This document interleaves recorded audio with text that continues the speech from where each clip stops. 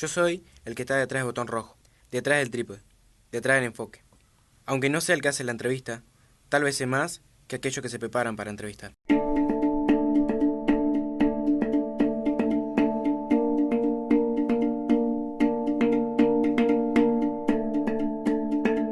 Nosotros, los chicos de cuarto y quinto multimedios, nos organizamos para hacer un proyecto sobre la dictadura, ya que pensamos que es importante para los jóvenes recordar esa época de sucesos crueles y de represión.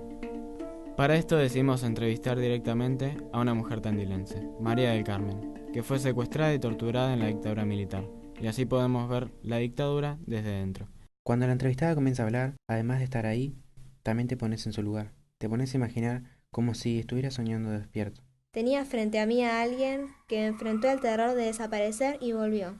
Aunque la conciencia del recuerdo de ese sufrimiento aún está, el día de hoy tiene el valor de contarnos y explicarnos el antes y el después de una vida en dictadura.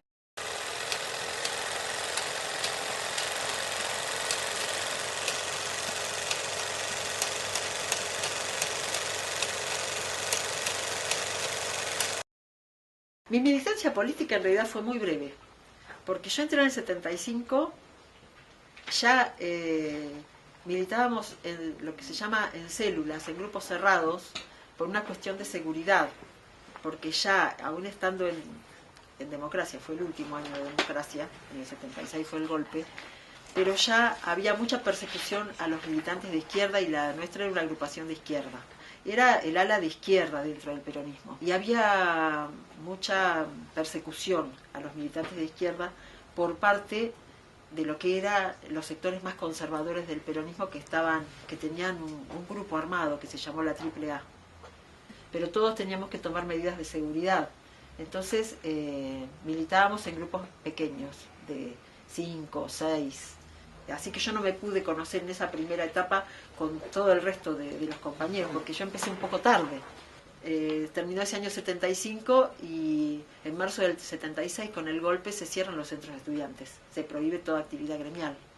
Mi familia tenía temor, mis padres preferían que no, hubieran preferido que no hiciera, que no me involucrara. No, o sea, no es que me impedían ni que me prohibían ni nada, pero me decían que era peligroso. Pero bueno, es como que cuando uno tiene ese llamado, que lo tenés que hacer, no escuchás por ahí las voces más prudentes que te dicen esperá. Y yo sabía también que era peligroso, pero me parecía que lo tenía que hacer, que era mi lugar, que era mi obligación. En el año 77, yo seguí estudiando todo el año 76, cursando, me presenté, di mis materias, todo, pero yo me iba enterando que pasaban cosas. En esa época decíamos, nos enterábamos, se llevaron a fulano, decíamos se llevaron, no decíamos desapareció, y además pensábamos que iban a volver.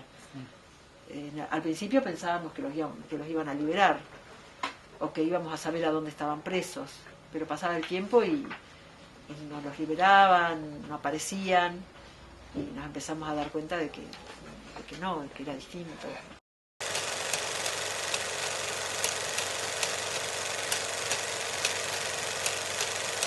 Y bueno, y un día aparecieron en mi casa del ejército a buscarme. Escuchamos que golpearon la puerta de calle, golpearon fuerte, y mi mamá fue a atender y dijeron, personal de ejército, abra la puerta.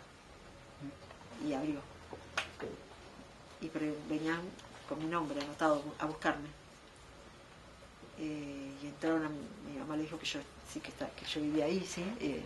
Entraron a la habitación y me prendieron la luz y me preguntaron si yo estaba acostado. Me preguntaron si yo era María del Carmen Silva, yo le dije sí, y bueno, me dijeron que me tenía que levantar y acompañarlos. Y me dieron un ratito para vestirme y cerraron la puerta. Así que yo me empecé a vestir rápido y antes que termine ya estaban golpeando para que me apure. Bueno, yo salí enseguida, me vestí con lo que tenía ahí alrededor.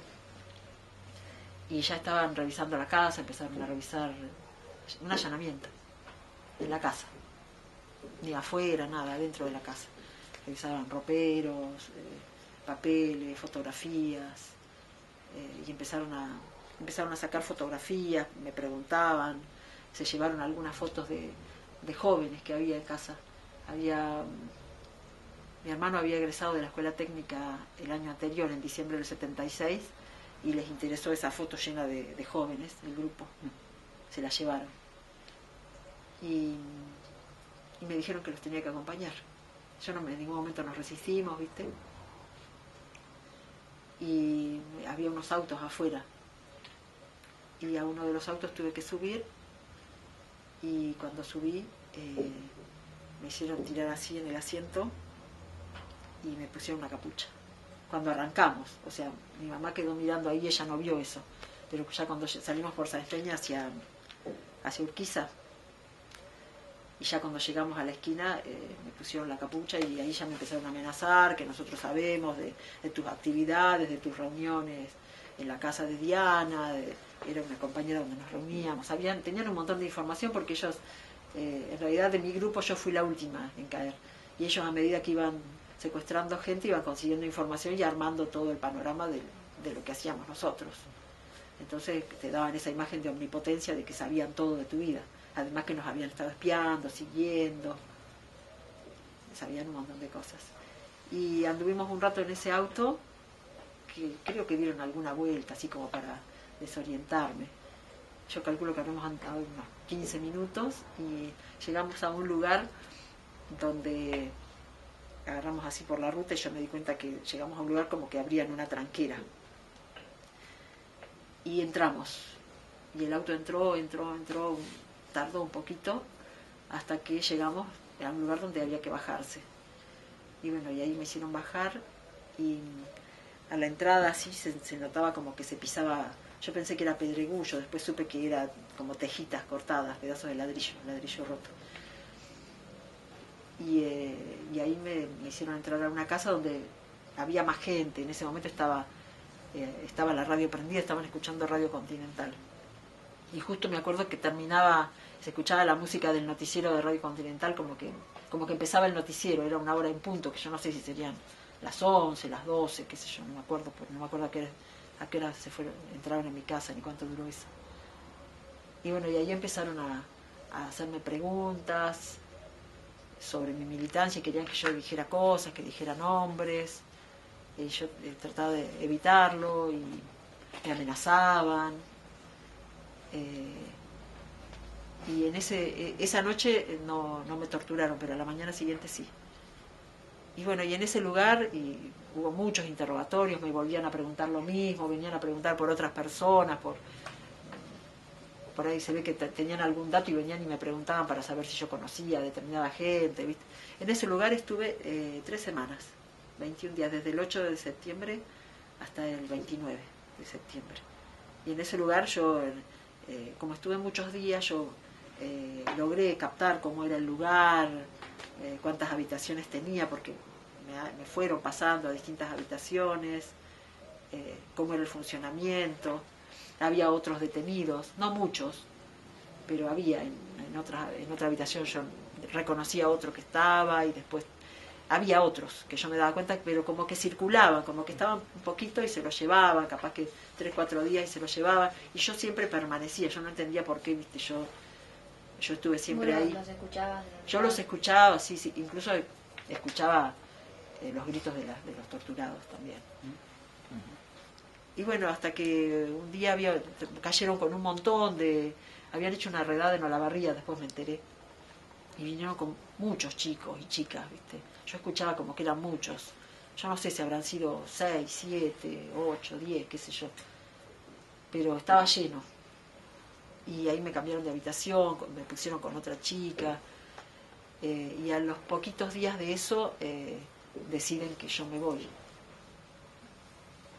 Y con el compromiso, como una especie de libertad vigilada, de seguir presentándome con una especie de responsable, que ellos me nombraban como un militar, era, con un teléfono al que yo tenía que llamar y presentarme.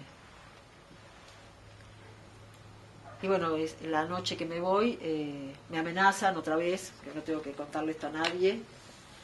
Yo me fui Yo siempre que estuve ahí traté de registrar todo lo que pasaba, pensando que cuando salga lo iba a contar. Pero cuando me fui de ahí con todas esas amenazas, yo me fui convencida de que no tenía que contárselo a nadie porque me ponía en peligro yo y a los que me escuchaban. Entonces yo no le conté a nadie todos estos detalles. Me suben a un auto y me dejan en la esquina de mi casa, con un número de teléfono al cual yo tenía que llamar, porque ellos me iban a seguir controlando, yo tenía que rendir cuentas de lo que me pasaba.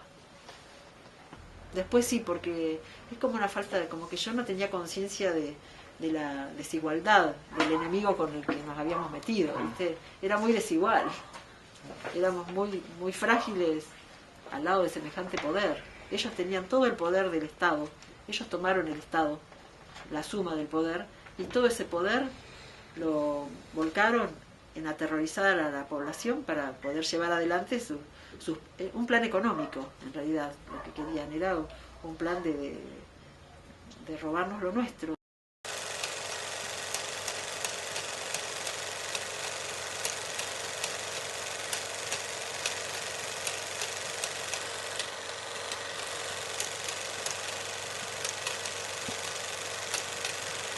El proyecto se realizó mediante 2 entrevistas, varias clases de edición, grabación de la voz en off, animación y registro audiovisual. Para la voz en off, los alumnos de cuarto escribimos cada uno nuestra opinión y cómo reaccionamos a la experiencia contada por María del Carmen. Cuando escuché el relato de María del Carmen, no me causó ni tristeza, ni angustia, ni pena, ni miedo. Y ahí me di cuenta que el miedo no es bueno, que hay que superarlo y jamás conformarse con lo que ordenen. Hay que luchar por lo que queremos. Hay que luchar por los derechos, por la libertad, por la gente. En ese tiempo desapareció mucha gente, muchas vidas inocentes, muchos sueños y en la mayoría de las personas desapareció la esperanza. No se puede vivir en una sociedad enjaulados, sin poder dejar volar las ideas, los pensamientos, sin posibilidad de decir lo que uno quiere, sin posibilidad de superar ese miedo. Hasta hoy ninguno de nosotros entendía la gravedad de lo ocurrido, solo quienes lo vivieron como María del Carmen. La mayoría de los adolescentes y mayores ven la dictadura como un hecho lejano, como algo que no podría volver a ocurrir. Hasta ese momento la dictadura solo era un tema que flotaba en las escuelas en los días de acto o en clases de historia que parecían discursos interminables. Hay una frase que dijo María del Carmen que me quedó en la cabeza. Hoy en día, nosotros debemos contar y no guardar. Así que no nos quedemos callados. Si desaparece alguien, movamos cielo y tierra para encontrarlo. Porque siempre se empieza por el primer desaparecido. Y jamás hay que dejar que el miedo nos venza. Es hora de reflexionar y aprender a luchar por lo que queremos.